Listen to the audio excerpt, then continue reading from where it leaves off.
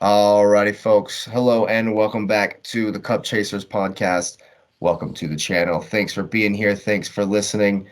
The Summer Bracket Challenge rolls on.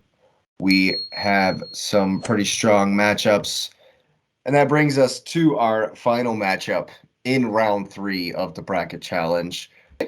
Hopefully, this one doesn't hurt as much. No, it won't hurt as much. It won't hurt as much. It's a bit easier, I would say. We got Roberto Carlos versus Mr. Virgil van Dijk.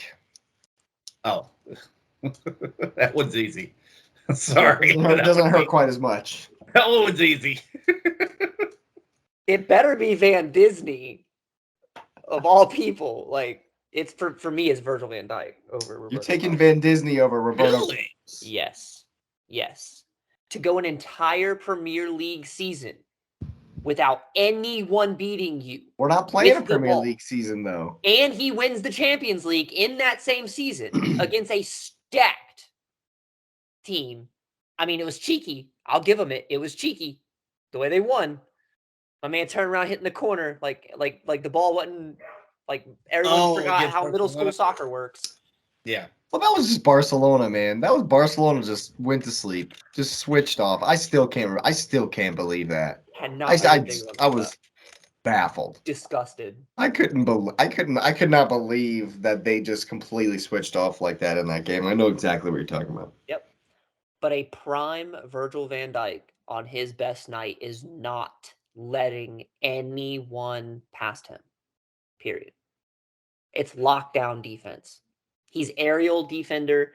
He's built for it. He embodies the old school. He could go back in time and play early 2000s Premier League, brute league defense, Premier brute ball. League. He could play new game because he knows how to control his body. He's fast. He's physical. Like, sure, Roberto Carlos has a highlight reel out. Give him a free kick. God forbid it has a left bend. Give him a free kick from the stands. It doesn't matter. But for me, it's Virgil van Dijk because of, again, to go in one of what I consider the greatest league in the world for this game, to go an entire season and not have anyone be able to go past you with the ball, 0 run-bys an entire season, that's who I'm picking. That's my X factor on defense. All right. There you go. What'd you think, Lewis? It's interesting because, I saw it, and I was like, it's Roberto Carlos. But now I'm pausing. Because, you said a Champions League final, right? And I know X maybe he was trying to sway me. I don't know if he was, but I think I'm taking Van Dijk. Really? I think I'm taking Van Dijk on this one. Because he's a leader. That season, he was number 2 in the dang Ballon d'Or. Mm-hmm. Yeah. Like that, there was no joke about him that year. He was one of the best.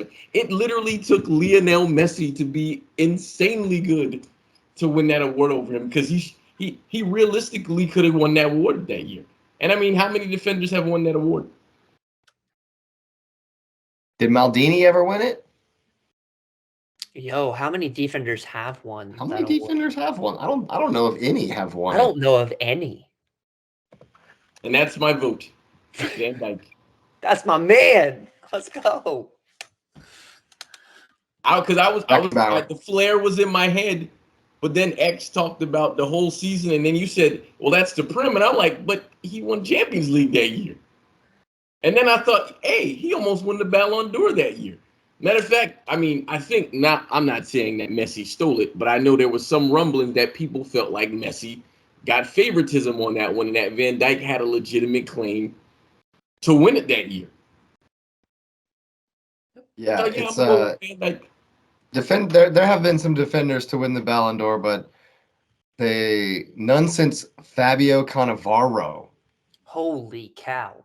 Who won in 2006 after captaining Italy to a World Cup final, to a World Cup championship. I was about to say, that's one of the blonde boys. Franz Beckenbauer did it in the 70s. And then Matthias Sommer.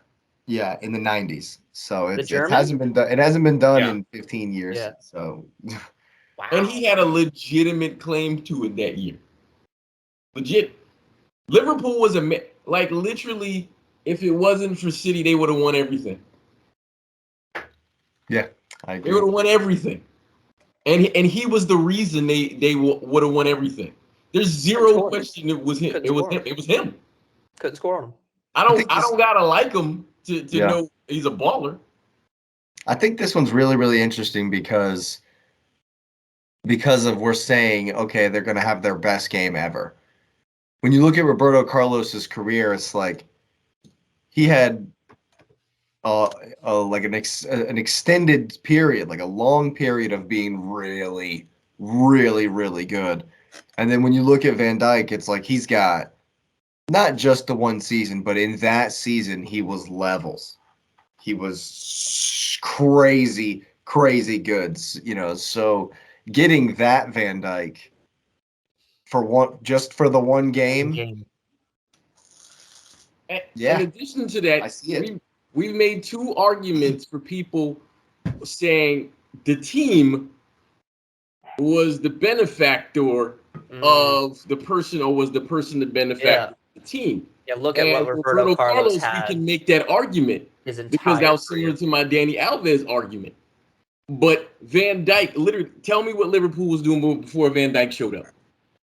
Wasn't Milner playing left back or something like that? Yes, Miller's still playing left back. What are you talking about? somewhere. But Van Dijk, legitimately, he won the Premier League Player of the Season, Champions League. They won the league that year. They ran through the league. And the thing about it is that they had to be so good that year. Like nobody. I mean, what City finished 8 points behind them or something like that. It was closer than that, I thought. What? No, that's not the season that was close.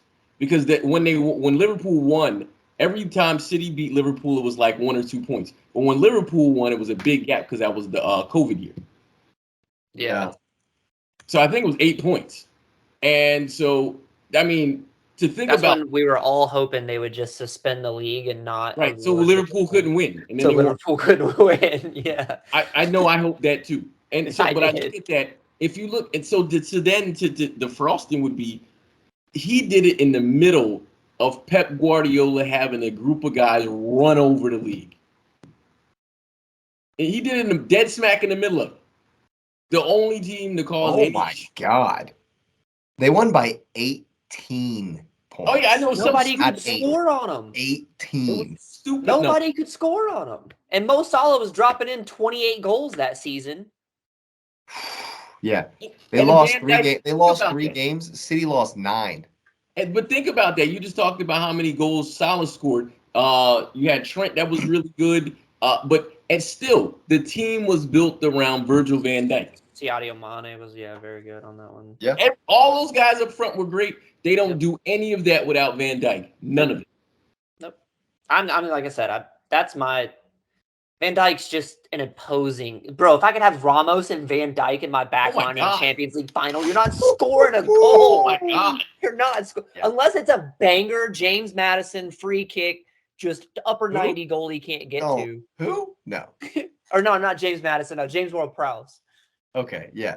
Sorry. That's better. If it's just some free kick specialist, Roberto Carlos left hand swooping banger into Cristiano the Ronaldo. you're not scoring, right? You're just not scoring in that game, man. Fair enough. What you saying, Patrick? I disagree. So I'm reading up. I've read this a little bit before, but just reading up a little bit on Roberto Carlos. So he joined Real Madrid as a left back in 1996, and he held the position as the team's first choice left back till 2007. Wow. Yeah. He is considered he's considered the greatest left back in the world. I see it. No. He won 4 La Liga titles, played in 3 Champions League finals, assisting Zinedine Zidane's winning goal in 2002, considered one of the greatest goals in Champions League history. He was named Club Defender of the Year and included in the UEFA Team of the Year in 2002 and 2003.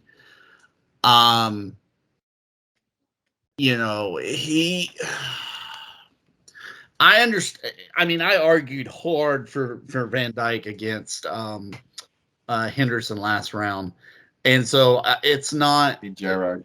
Yeah. Oh yeah, sorry.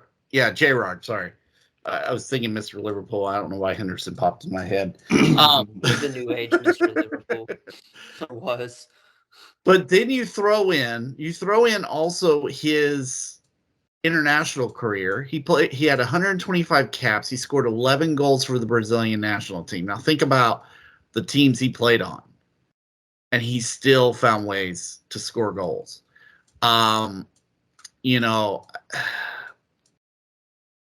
Van Dijk, that season is incredible. It really, really is.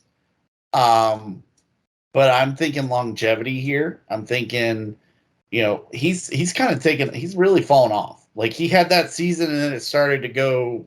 Oh, he got hurt. He got hurt. Well, he got hurt, yeah. But I mean, you just haven't seen him replicate what he was. To be an automatic starter for 10 years at Real Madrid, that's huge to me. And then, of course, playing in some of the greatest Brazilian teams of all time, and being an automatic starter there. I got to go with Carlos, Roberto Carlos, just a little bit over Van Dijk. Like I said, that season where nobody got past him it's unfathomable. That's a crazy stat to hold. I mean, that's an insane stat. It really, really is. But that was one season. He's never really, and I'm not saying he's going to have to replicate nobody dribbling past him ever, because that's asking something ridiculous.